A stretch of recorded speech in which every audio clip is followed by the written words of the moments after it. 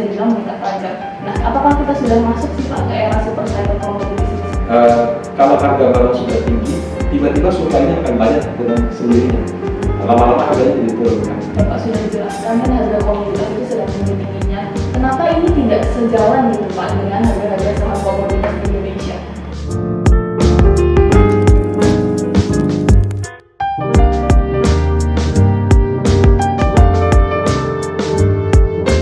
Nah, tadi itu penjelasan Pak Rudi mengenai dua topik di awal, yaitu mengenai PPKM darurat dan dampaknya bagi IHSG atau pasar Indonesia.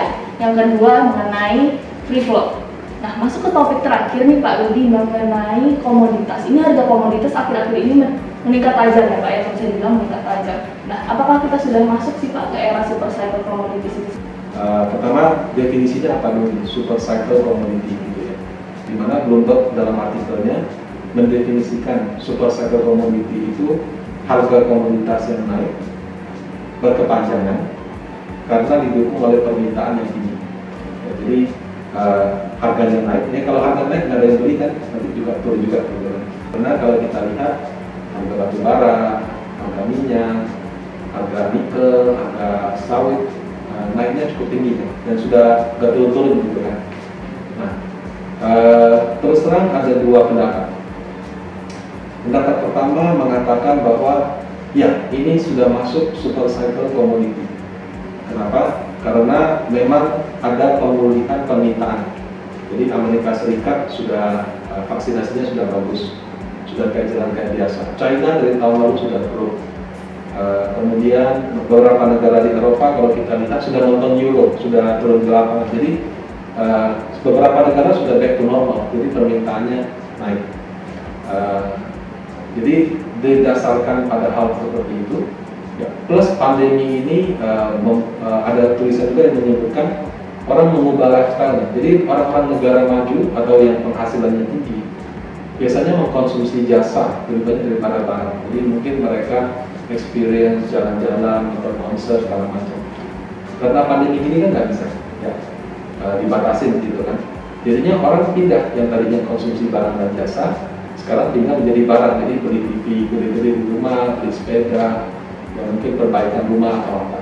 Jadi itu membuat permintaan tinggi sehingga kenaikan harga komoditas ini terus ditopang. Ya. Pendapat kedua mengatakan seperti ini, betul ada kenaikan permintaan, tapi kita harus aware bahwa saat ini uang yang beredar di masyarakat sangat banyak karena bank sentral cetak uang ya, quantitative easing ya, jadi cetak uang, pinjam ke pemerintah, pinjam ke perusahaan, kemudian dipakai untuk menolong ekonomi.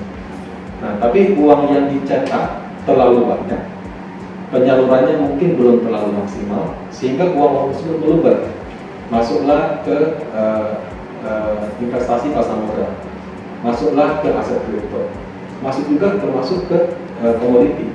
Nah, jadi harga komoditi yang tinggi itu ada yang mengatakan bahwa itu karena ada spekulasinya juga. Uang-uang murah, bunganya kecil, jadi dipakai untuk spekulasi di bidang properti, di bidang komoditis. Jadi harganya tinggi. Nah, kalau kita lihat ya harga komoditis yang biasanya kita lihat kontrak itu kontrak forward. Sementara harga komoditas yang terjadi di pabrik itu kontrak spot. Ya. Memang ada beda ya. Nah, kalau kita perhatikan sekarang yang spot yang dipakai real di pabrik itu somehow lebih kecil daripada harga forwardnya. Kenapa? Karena harga forward itu ada unsur spekulasinya juga. Jadi belum tentu ketika harga minyak $78, pabriknya beli di harga 78. Bisa saja kalau dia belinya nominalnya besar, kontraknya besar, dia bisa kunci misalnya di harga 65. Harga komoditas yang tinggi itu menurut kami juga karena supply disruption. Ya, jadi ada gangguan pada supply. Nah, supply disruption menurut kami itu bisa cepat ditangani. Karena kalau misalnya contoh kayak sekarang ya, orang cari vitamin, harga vitamin tinggi, tiba-tiba semua orang jual vitamin. Orang cari masker, tiba-tiba semua orang jual masker. Ya, jadi kalau harga barang sudah tinggi, tiba-tiba supply-nya akan banyak dengan sendirinya. Nah, lama-lama harganya jadi turun kan. Memang ada kenaikan permintaan, tapi sisi lain harganya yang tinggi itu juga disebabkan karena gangguan pada supply atau supply disruption, dan aksi spekulasi dari uang yang beredar yang mana.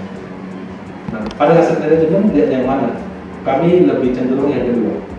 Menurut kami akan berakhir atau akan agak mereda kalau dilakukan tapering. Baik Pak Rudi, pertanyaan selanjutnya tadi Bapak sudah jelaskan kan harga komoditas itu sedang tinggi-tingginya. Kenapa ini tidak sejalan gitu Pak dengan harga-harga saham komoditas di Indonesia? Jadi kalau kita bicara harga komoditas itu kan case by case. Ada sektor batubara, ada sektor pertambangan, ada minyak, ada juga kayak aluminium, nikel dan lain-lain. Nah, Indonesia kan kalau yang banyak emitennya itu batubara sama sawit. Pertama, ya mungkin saja ketika harga komoditasnya ini naik, investornya tidak lagi membeli saham batubara, tapi mungkin dia berspekulasi pada kontrak batubara langsung. Batubara sudah naik dari tahun lalu, tapi kok kuartal 1 laporan keuangan perusahaan batubara pada turun.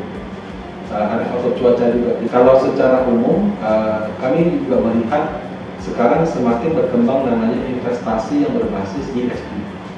ESG itu environmental, social responsible, good corporate governance. Jadi semakin banyak, yang bukan banyak, semakin banyak investor-investor di luar negeri yang ketika memberikan mandat kepada manajer investasi untuk mereka kelola uangnya, mereka kasih syarat. Kalau mau investasi, pastikan harus memenuhi ESG. Batu bara itu dianggap sektor yang tidak ESG. Kenapa? Karena di antara semua jenis energi, dia yang paling besar polusinya. Jadi itu ya mungkin menyebabkan harga uang-uang daripada investor asing ketika masuk ke Indonesia, walaupun dia punya laporan keuangan bagus atau dia punya prospek bagus, itu juga termasuk ke perusahaan rokok. Dan juga sudah sempat imbasnya kemana-mana. Jadi kalau Bapak Ibu ada lihat berita, kayak Zara ya, sama ada satu perusahaan pakaian terkenal juga, dikait-kaitkan dengan Muslim Uyghur di Xinjiang, katanya kapasnya diambil dari sana seperti itu. Ya, sehingga itu masuk dalam daftar negatif investasi. Sawit oleh sebagian perusahaan, oleh orang-orang di Eropa sana menganggap Indonesia itu melakukan pembalakan hutan atau mempekerjakan tenaga kerja di bawah umur. Jadi mungkin belum masuk seperti itu. Ya. Jadi ini mungkin yang menurut saya kenapa kok fundamentalnya oke, prospeknya oke, tapi ya pembelinya nggak banyak. Ya mungkin ada sekelompok pembeli yang menggunakan basis itu nggak bisa masuk walaupun menurut dia bagus.